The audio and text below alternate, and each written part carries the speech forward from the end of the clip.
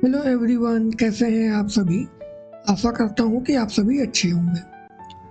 कहानी के इस भाग 9 में आप सभी का स्वागत है।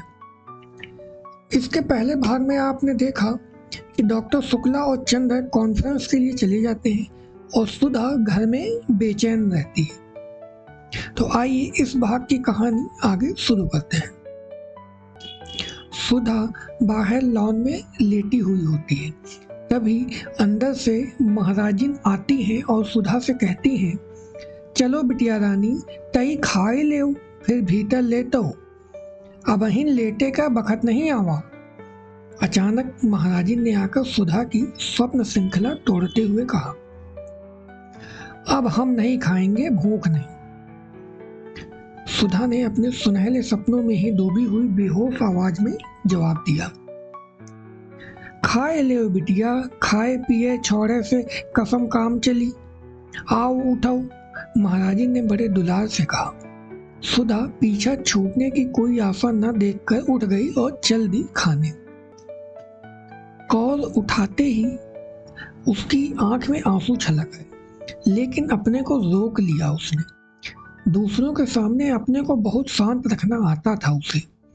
2 कॉल खाने के बाद वह महाराजिन से बोली, आज कोई चिट्ठी तो नहीं आई है? नहीं बिटिया, आज तो दिन भर घर में रहे हो, महाराजिन ने पराठे उलटते हुए जवाब दिया था। काहे बिटिया, बाबूजी कुछ होता ही लिखिन तो छोटे बाबू तो लिख देते। अरे महाराजिन, यही तो हमारी जान का रोना है। हम चाहे रो रो कर मर जाएं, मगर न पापा को ख्याल, न पापा के सिर से चंदर को। और चंदर तो ऐसे खराब हैं कि हम क्या करें। ऐसे स्वार्थी हैं अपने मतलब के कि बस सुबह शाम आए और हम या पापा ना मिले तो आफत ढा देंगे। बहुत घूमने लगी हो तुम, बहुत बहुत बाहर कदम निकल गया है तुम्हारा। और सच पूछो तो चंदर की वजह से हमने सब जगह आना जाना बंद कर दिया, और खुद है कि आज लखनऊ कल कलकत्ता, और एक चिट्ठी भेजने तक का वक्त नहीं मिलता। अभी हम ऐसे करते तो हमारी जान नोच खाते। और पापा को देखो, उनके दुलारे उनके साथ हैं, तो बस और किसी की फिक्र ही नहीं। अब तुम महाराजिन चंदर को तो कुछ कभी चाय वाय बना के मत देना। काहे बिटिया, काहे को उफत हो, कैसा चांद से तो है छोटे बाबू, और कैसा हंस के बात करत हैं। माई का जाने कैसे ही आओ पड़ा कि उन्हें अलग कह दीस। बेचारा होटल में जाने कैसे रोटी खात हुई। उन्हें हिंगे बुलाई ले तो अपने हाथ की खिलाए के 2 महीना माँ मुटाए के देई। हमें तो से ज्यादा उसकी ममता लागत है। बीबी जी, बाहर एक मैम पूछत है, हिया कोनो डॉक्टर रहत है? हम कहा नाही, हिया तो बाबूजी रहत हैं। तो कहत है नहीं, यही मकान है। मालिन ने अचानक आकर बहुत स्वतंत्र स्वरों में कहा, बैठाओ उन्हें, हम आते हैं। सुधा ने कहा और जल्दी जल्दी खाना शुरू किया और जल्दी जल्दी खत्म भी कर दिया। बाहर जाकर उसने देखा तो नील कांटे के झाड़ से टिकी हुई एक साइकिल रखी थी और एक ईसाई लड़की लॉन पर टहल रही थी। होगी करीब 24-25 बरस की, लेकिन बहुत अच्छी लग रही थी। कहिए, आप किसे पूछ रही हैं? सुधा ने अंग्रेजी में पूछा। मैं डॉक्टर शुक्ला से मिलने आई हूँ, उसने शुद्ध हिंदुस्तानी में कहा। वे तो बाहर गए हैं और कब आएंगे कुछ पता नहीं। कोई खास काम है आपको? सुधा ने पूछा। नहीं, यूं ही मिलने आ गई। आप उनकी लड़की हैं? उसने साइकिल उठाते हुए कहा। जी हाँ, लेकिन अपना नाम तो बताती जाइए। मेरा नाम कोई महत्वपूर्ण नहीं, मैं उनसे मिल लूंगी। और हाँ, आप उसे जानती हैं, मिस्टर कपूर को? हाँ हाँ, आप पम्मी हैं, मिस डिक्रूज। सुधा को एकदम ख्याल आ गया। आइए आइए, हम आपको ऐसे नहीं जाने देंगे, चलिए बैठिए। सुधा ने बड़ी बेतकल्लुफी से उसकी साइकिल पकड़ ली। अच्छा अच्छा चलो, कहकर पम्मी जाकर ड्राइंग रूम में बैठ गई। मिस्टर कपूर कहाँ रहते हैं? पम्मी ने बैठने से पहले पूछा। रहते तो वे चौक में हैं, लेकिन आजकल तो वे भी पापा के साथ बाहर गए हैं।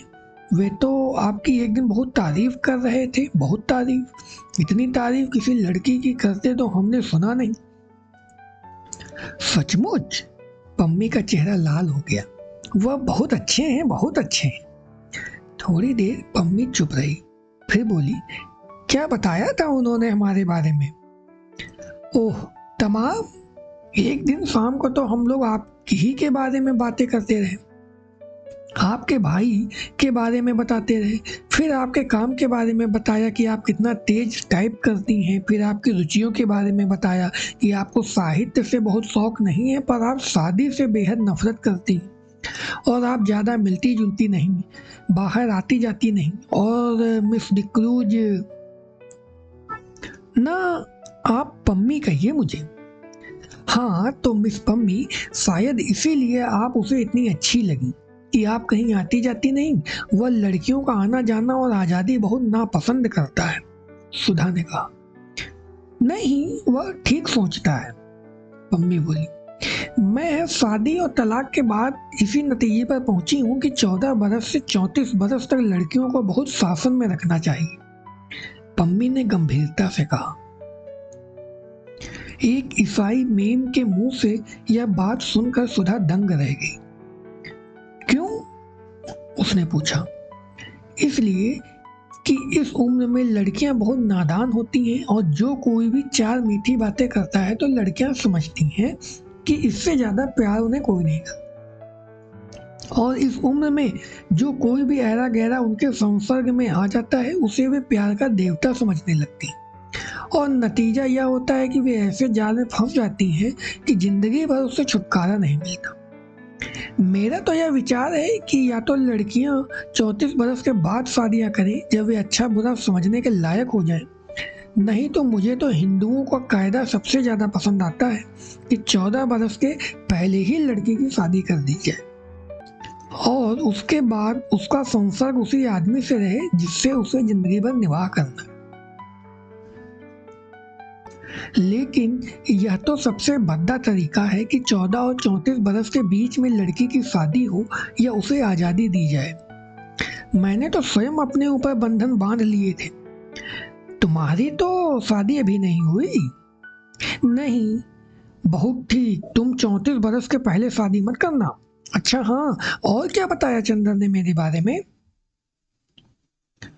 और तो कुछ खास नहीं। हाँ, यह कह रहा था आपको चाय और सिगरेट बहुत अच्छी लगती है।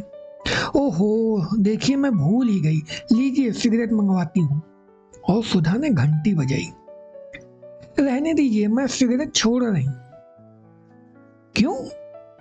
इसलिए कि कपूर को अच्छा नहीं लगता, और अब वह मेरा दोस्त बन गया है, और दोस्ती में एक दूसरे से निभाव करना पड़ता है। उसने आपसे यह नहीं बताया कि मैंने उसे दोस्त मान लिया है?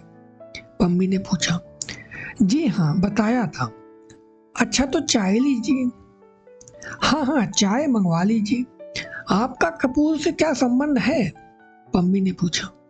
कुछ नहीं, मुझसे भला क्या संबंध होगा? जब देखिए तब बिगड़ते रहते हैं मुझ पर, और बाहर गए हैं और आज तक कोई खत नहीं भेजा। ये काहे के संबंध है? नहीं, मेरा मतलब आप उनसे घनिष्ठ हैं। हाँ, कभी वो छिपाते तो नहीं मुझसे कुछ। क्यों? तब तो ठीक है, सच्चे दिल के आदमी मालूम पड़ते हैं। आप तो यह बता सकती हैं कि उन्हें क्या क्या चीजें पसंद है? हाँ, उन्हें कविता पसंद है। बस कविता के बारे में बात ना कीजिए, कविता सुना दीजिए उन्हें, या कविता की किताब दे दीजिए उन्हें। और उनको सुबह घूमना पसंद है, रात को गंगा जी की सैर करना पसंद है, सिनेमा तो बेहद पसंद है, और क्या चाय की पत्ती का हलवा पसंद है? चाय की पत्ती का हलवा? यह क्या होता है? मेरा मतलब बिना दूध की चाय उन्हें पसंद है।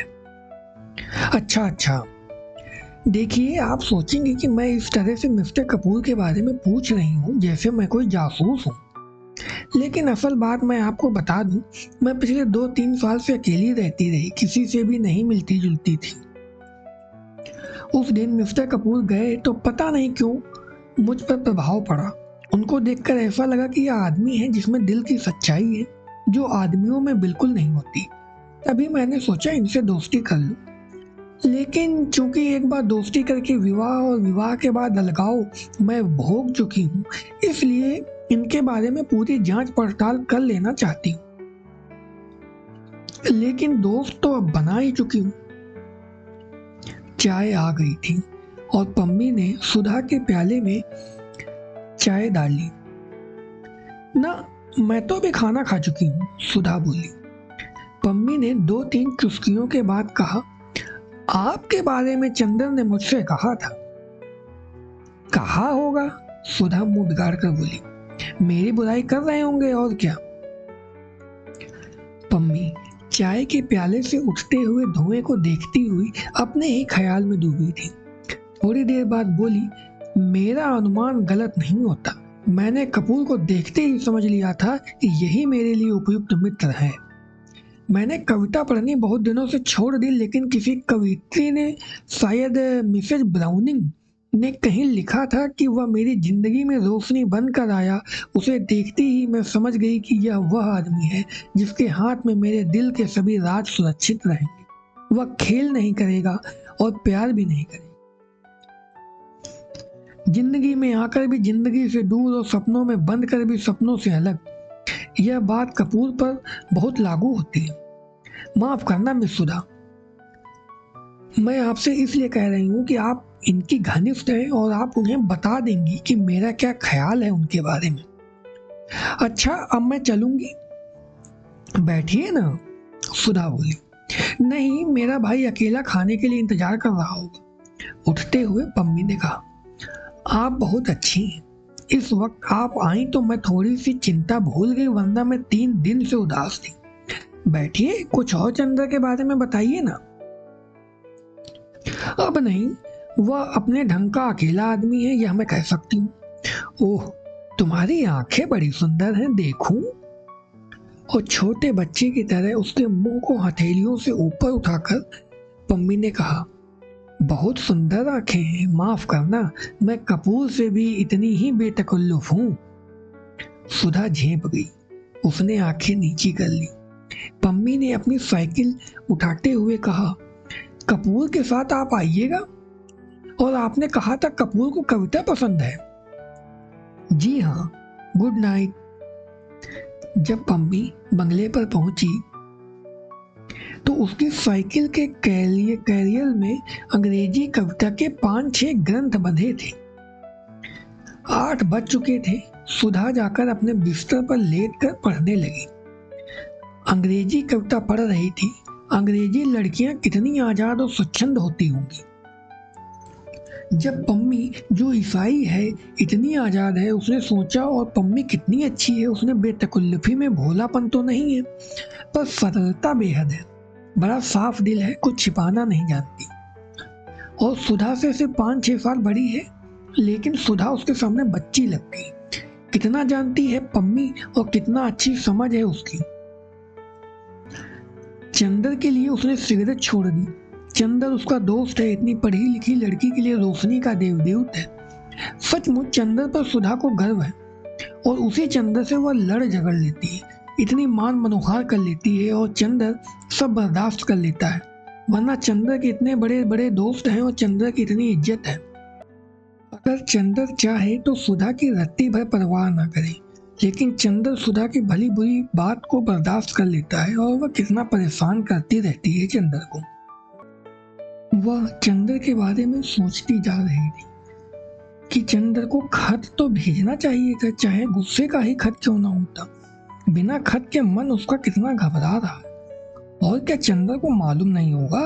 ये कैसे हो सकता है? जब इतने दूर बैठे हुए सुधा को मालूम हो गया कि चंदर नाखुश है, तो क्या चंदर को नहीं मालूम होगा कि सुधा का मन उदास हो गया? जरूर मालूम होगा। सोचते सोचते उसे जाने कब नींद आ गई, और नींद में उसे पापा या चंदर की चिट्ठी मिली या नहीं, यह तो नहीं मालूम। लेकिन इतना जरूर है कि जैसे यह सारी सृष्टि एक बिंदु से बनी है और एक बिंदु में समा गई, उसी तरह सुधा की यह भादों की घटाओं जैसी फैली हुई बेचैनी और गीली उदासी एक चंदर के ध्यान से उठी और उसी में समा गई। तो दोस्तों इस भाग को यहीं पर विराम देते हैं। तो मिलते हैं जल्द ही नए भाग के साथ।